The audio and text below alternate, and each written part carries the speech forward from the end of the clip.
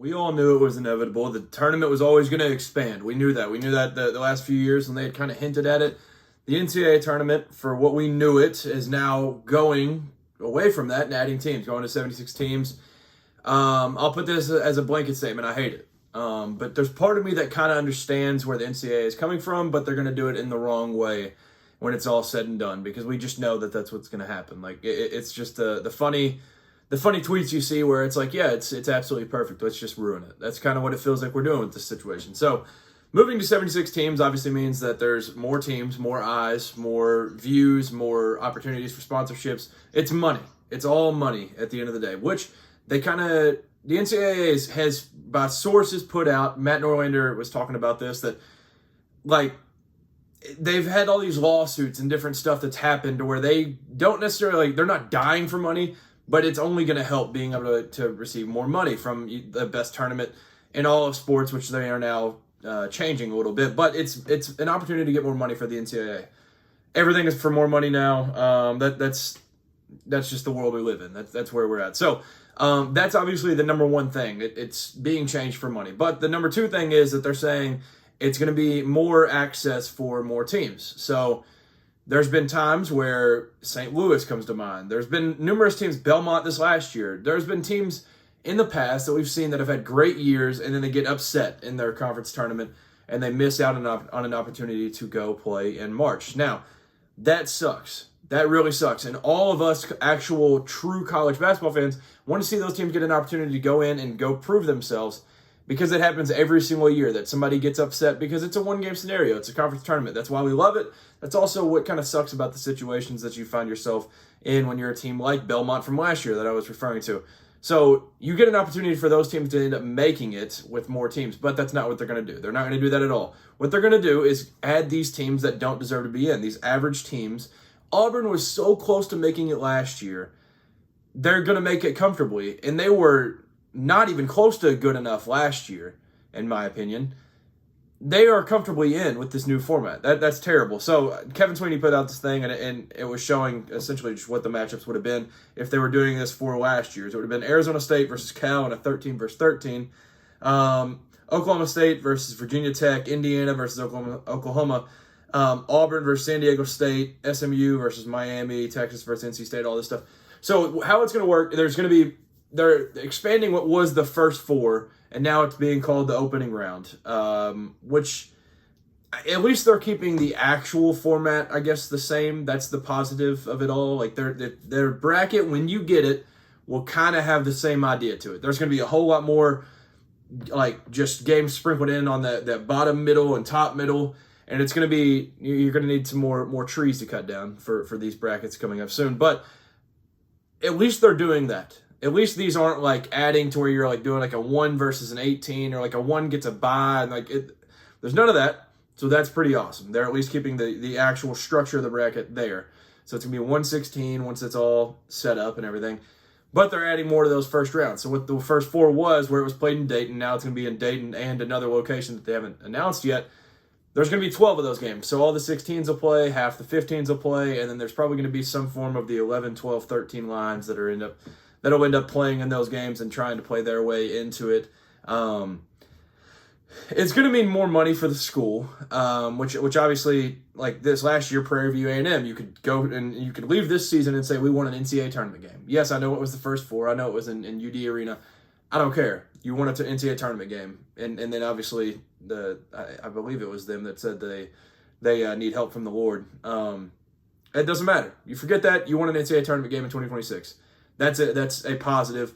I'm pretty sure, based on what I've seen so far, they'll actually be able to get something financially from that when you win an NCAA tournament game. So maybe for those smaller schools, it's going to be super, super helpful for them. So I'm trying to see and spin it the positive way to see if there is a positive out of it. But at the end of the day, it just stinks. It stinks. Like, if anything, it probably should have been shrunk. That would have been it. Like, they're just going to keep letting these mid teams get in. They're going to keep giving all these like power conference teams the credit that they don't deserve. Like, I know that Auburn had played the best schedule or whatever, one of the top schedules in the entire country last year. I don't care. You should have still, I don't care. You can play a lot of good teams. You still have to beat at least a couple. They played a lot of good teams that got killed in most. That's not good enough. Indiana wasn't good enough last year. Like, I always thought it was very interesting when it comes to coaches where, like, I'm not going to single out a certain program or anything, but say you're just an average team in a power conference. Say you're just an average Big Ten team. Like, I don't know. All right, I guess I will just toss out a team. Like, I would say a team like Oregon, 1939 national champs. They're national champions. When you bring them up, you got to say champ. But they went to the Final Four 2017. They were pretty bad last year. Now, I know Dana Altman is an absolute legend of the game, so it's not like that. But I'm saying when this next coach comes in, there's going to be, to me, there was always a standard of like, all right, well, it's kind of shifted now that the portal is here and everything, but you've got to at least make the tournament in like year 2 or year 3 when you're one of those type teams where it's not like basketball doesn't matter at all, but it's not necessarily your priority number 1. Like that type of school, it's like you've got to at least like be in tournaments from time to time. Like you can't just constantly miss. With 76, most of those teams are just going to get in, so it's hard to kind of evaluate, and you kind of have to readjust what you think about these coaches and what actually making the tournament means when it's all said and done. So maybe it's going to be more of like win a tournament game is how you're going to be able to judge coaches. But in my head, that's how it's always been. Like a coach at a school like Oregon needs to make the tournament like after Dana Altman's gone, like every 3 years or something. Like at least every 3 years to be able to sustain that. That should be able to keep you your job in Eugene. Like that's just a school that pops up in my mind. There's a ton that are going through my mind right now that I think of with them. But like now with 76 teams, like I'm personally a Kentucky fan. Kentucky was on technically bubble watch last year for a lot of the year. Ends up getting a 7 seed. Like Kentucky last year doesn't sweat for a single second. Like there were legit games that needed to be won last year. With this current thing, like with 76 teams, like there's no sweating at all. There's no sweat at all in that. So that part kind of stinks to me. That really stinks because, like, this is going to be starting next year, most likely. They still have to kind of go through certain legal things to make sure this passes and everything. It's going to pass. This is going into effect in 2027. So we have now officially seen the end of the tournament that we knew it as, and now we're going to 76 teams. So going into next year, like I said, I'm a Kentucky fan. Mark Pope is kind of on the hot seat a little bit. I know a lot of it is non-coaching parts. It's the recruiting. It's all the other stuff. Some of it's coaching. But going into the offseason, Matt Norlander was like, well, I think if they're even like kind of close to in or out of the tournament, then like he's kind of fired. Now, if they're close to in or out of the tournament last year with that format, they're in it this year. And it's a completely different scenario. And I know it's not like, well, if you make the tournament, you definitely keep your job. But that's what it just feels like in your head where you're like, all right, well, that is a black and white, easy description on why you're supposed to be fired right now at this moment. 76 teams is ridiculous. I know there's also the argument of the percentage of teams that get a chance to play in the postseason events or whatever. And like every sport has a certain amount of percentage of teams that can get in. And now there's more teams at the Division I level, and they haven't had an addition to the tournament, and they haven't added teams or whatever since all these teams have been added. I get that. But there's not past 68 teams. Like nobody else deserves to be in.